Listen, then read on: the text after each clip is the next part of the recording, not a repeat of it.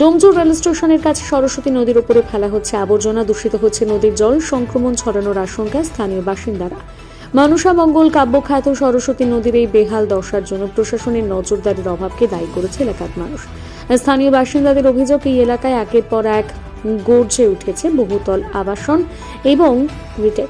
একের পর এক গর্জে উঠেছে বহুতল আবাসন এবং ছোট বড় নানা মাপের কারখানা, যাদের কঠিন বর্জ্য নিষ্কাশনের কোন সুষ্ঠু ব্যবস্থাপনা থাকায় তারা সকলেই তাদের বর্জ্য নদীতে ফেলে যান। পাশাপাশি স্থানীয় বাসিন্দাদের আরও অভিযোগ, ডোমজুরের কঠিন বর্জ্য ব্যবস্থাপনাটি কেন্দ্রটি দীর্ঘক্ষণ রিটেল। পাশাপাশি স্থানীয় বাসিন্দাদের আরও অভিযোগ, ডোমজুরের কঠিন বর্জ্য ব্যবস্থাপনা কেন্দ্রটি দীর্ঘদিন ধরে বন্ধ হয়ে থাকায় আর আগের মতো বাড়ি থেকে আবর্জনা নিয়ে যাওয়া হয় না। ফলে আশেপাশের এলাকার সাধারণ মানুষের অনেকেই নদী খাতে আবর্জনা ফেলে চলেছেন, যার ফলে একদিকে যেমন নদী খাত ভরে উঠেছে, অন্যদিকে তেমনি জল দূষিত হওয়ার ফলে সেই জল আর ব্যবহারযোগ্য থাকছে না। ফলে বিপুল পরিমাণ আবর্জনার ফলে দূষণের মাত্রা বেড়ে যাওয়ায় আগামী দিনে সংক্রমণ ছড়ানোর আশঙ্কায় ভুগছেন এলাকার বাসিন্দারা। ডোমজুর পঞ্চায়েত সমিতি সরস্বতী নদী বাঁচানোর আবেদন করে নদীতে আবর্জনা না ফেলার বিভিন্ন বোর্ড লাগিয়ে দায় সেরেছে। নেই কোনো নজরদারি, যার ফলে আবর্জনার স্তূপ জমছে সরস্বতী নদীতে। স্থানীয় বাসিন্দা রঞ্জিত ঘোষ বলেন, ছোটবেলায় এই নদীতে স্নান করেছি, মাছ ধরেছি, এমনকি ঠাকুর বিসর্জন করেছি। আজকে আর এটা নদী নেই, শুরু হতে হতে সামান্য একটা খাল বা পগারের রূপ নিয়েছে। এই প্রসঙ্গে ডোমজুর পঞ্চায়েতের প্রধান কবিতা পাল বলেন, আমরা মানুষকে সচেতন করার চেষ্টা চালাচ্ছি যাতে কেউ সরস্বতী নদীতে আবর্জনা না ফেলে। সরস্বতী নদী বাঁচাও কমিটির সভাপতি বাপি ঠাকুর বলেন, আমাদের এখানে বর্ষার সময় নদী পরিষ্কারের কাজ করে সেচ দপ্তর, যে কাজ শুকনো করার সময় কথা তা কেন বর্ষাকালে করা হয়। পাশাপাশি নদী খাত থেকে তোলা পলিমাটি আবর্জনা প্রভৃতি নদীর পাড়ে রেখে দেওয়া হয়। পরবর্তী সময় বর্ষাকালে আবার ওই নদীতে এসে জমা হওয়ার আশঙ্কা থেকেই যায়।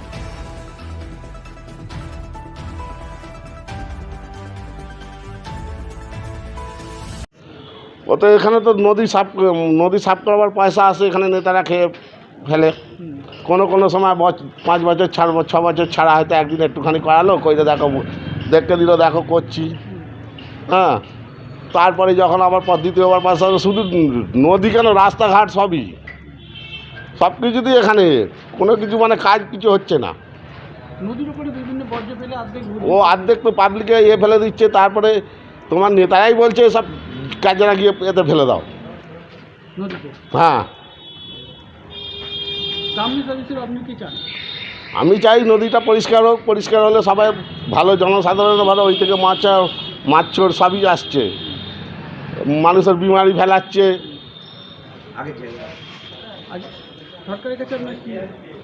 সরকারের কাছে অনুরোধ করব যে আগে যেরকম পরিষ্কার থাকতো এখনও সেরকম পরিষ্কার হোক।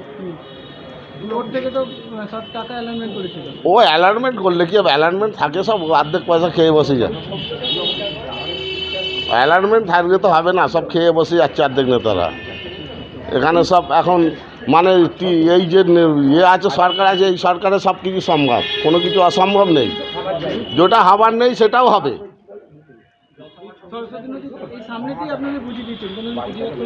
প্রতিবাদ কে করবে? প্রতিবাদ করতে গেলে আপনাকে এখন হ্যারাসমেন্ট করবে, আপনি বিপক্ষ লোক। আমার নাম অলোক চল।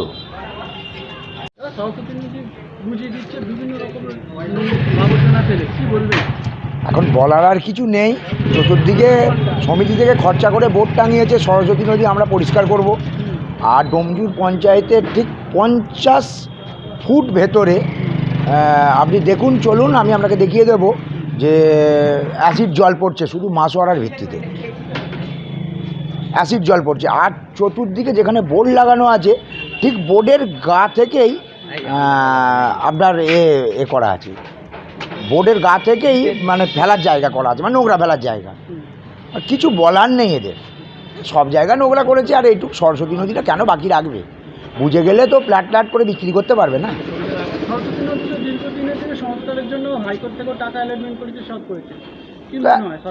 অ্যালটমেন্ট বললেই তো হবে না, অ্যালটমেন্ট অনেক জায়গায় হয়, সে অ্যালটমেন্ট এসে পৌঁছায়, সব তো খেয়ে নেয়। এদের কাজ যা তাই করে, এদের কাজ হচ্ছে সমস্ত কিছু খেয়ে নেয়া, এছাড়া আর কিছু না। কি বলবো আমি এদের, মানে কি বলবো, মানে কোন খাতের টাকা এরা খায় না।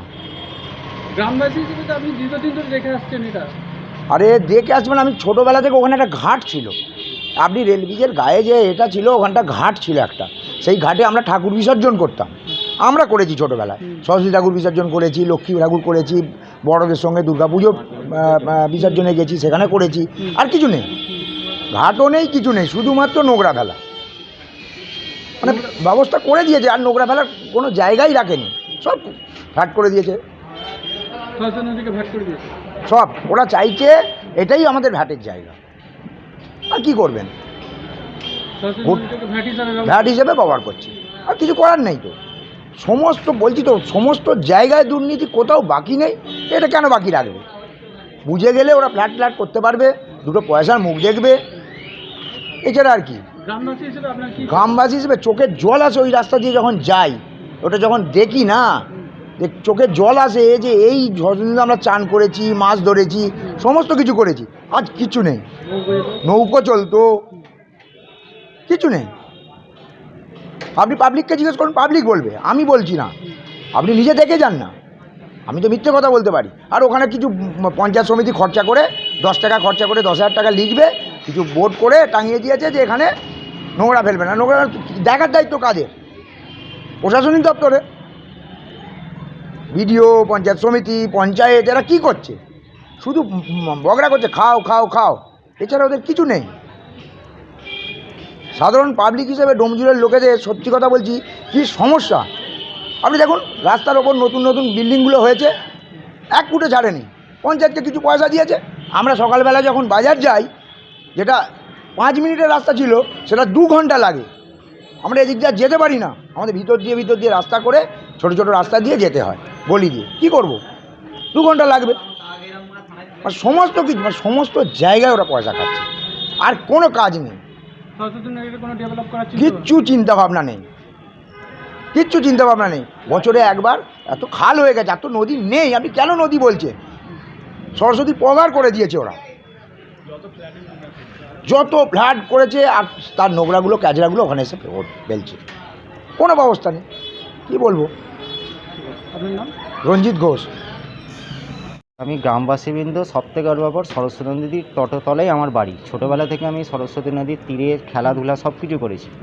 বর্তমানে কিছু দুষ্কৃতী এবং কিছু অসাধু ব্যবসায়ী সমগ্র ডোমজুড়ের বর্জ্য সরস্বতী নদীর ফেলছে। যে সরস্বতী নদী, গঙ্গা, যমুনা, সরস্বতী একটা নদী, সেই নদীর আজ হাল দেখে আমরা ডোমজুড়ের গ্রামবাসীবৃন্দ হিসেবে খুবই দুঃখজনক, এবং প্রশাসনকে এই বার্তার মাধ্যমে জানাতে চাইছি, বহুদিন ধরে বহু সংস্থা সরস্বতী নদী নিয়ে কাজ করেছে, কিন্তু কোনো ফল হয়নি। দিনে দিনে সরস্বতী নদী সরু হচ্ছে, এবং তার পাশে অবৈধ দোকান কিভাবে তারা করছে, প্রশাসনের মদত না থাকলে এগুলো হয় না। বুঝিয়ে দেওয়া হচ্ছে বিভিন্ন বর্জ্য ফেলে, বিয়ে বাড়ির থেকে শুরু করে যত রকম বর্জ্য হয় সব বর্জ্য ফেলে সরস্বতী নদীকে বুঝিয়ে দেওয়া হচ্ছে। এই বর্জ্যগুলো আসছে কোথায়? এই বর্জ্যগুলো আসছে ডোমজুড়ে ইললিগাল ইন্ডাস্ট্রি প্রচুর গড়ে উঠেছে। জুয়েলারি সেক্টর বলুন, বিভিন্ন কলকারখানা, এবং তুলনামূলকভাবে ডোমজুড়ে একটাই জল নিকাশি ব্যবস্থা ছিল, সেটা হচ্ছে সরস্বতী নদী, স্বচ্ছ জল নিকাশি ব্যবস্থা।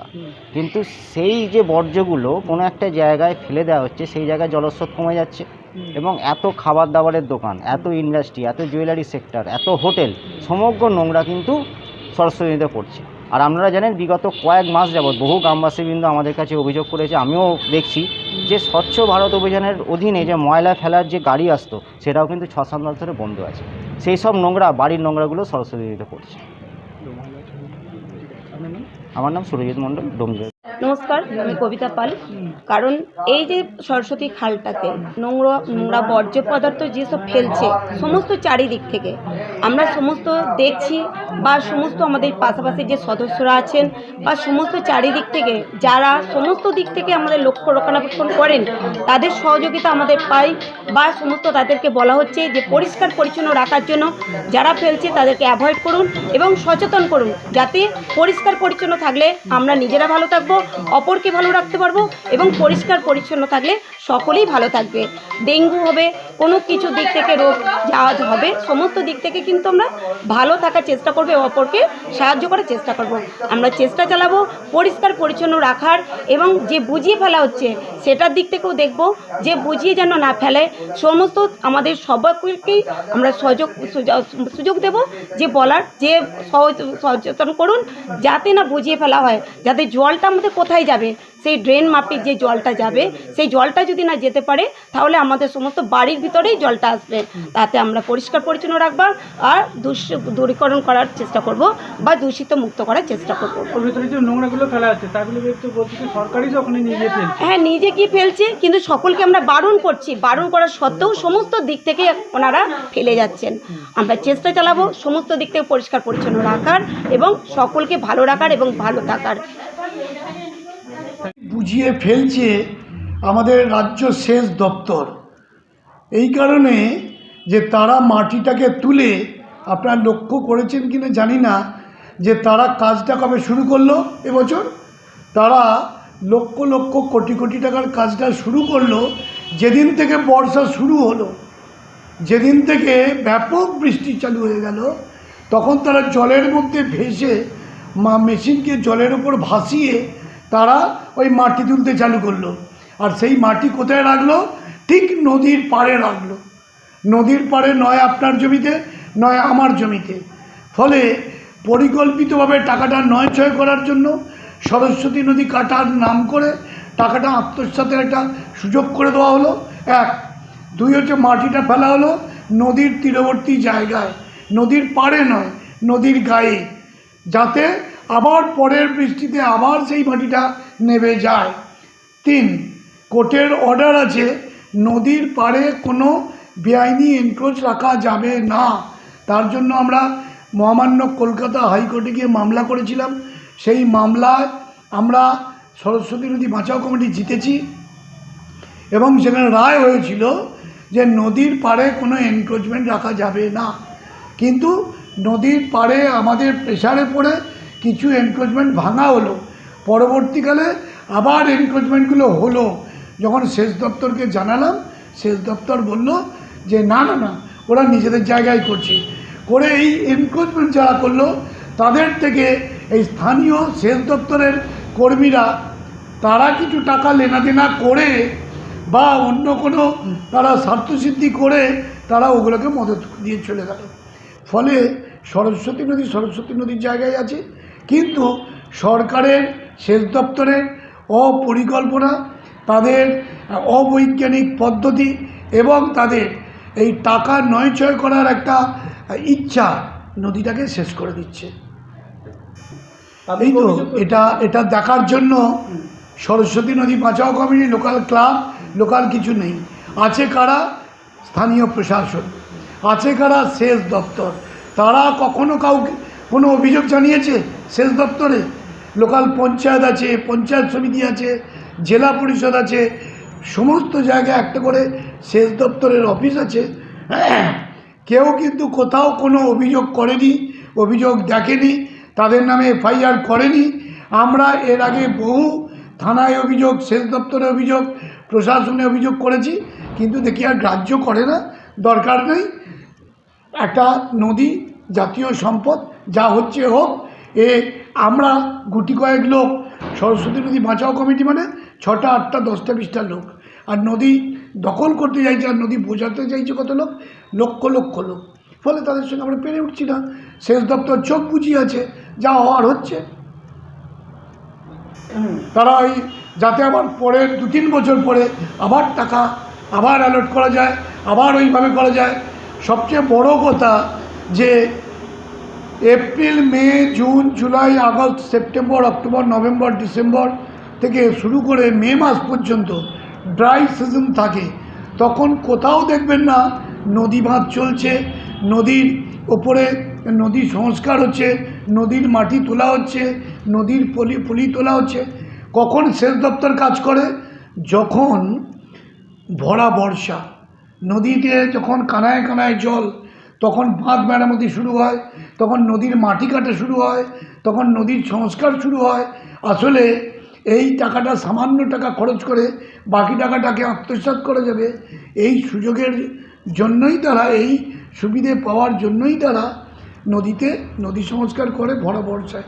এবারেও দেখেছি নদীতে জল উপচে পড়ছে, তখন দেখলো একটা বয়া ভাসিয়ে দিয়েছে, তার উপরে মেশিন বসিয়ে তারা মাটি তুলছে। আমাকে বহু লোক অভিযোগ করেছে। আমি বললাম যে দেখো, এটা সেচ দপ্তর করছে, পরিকল্পিতভাবে করছে।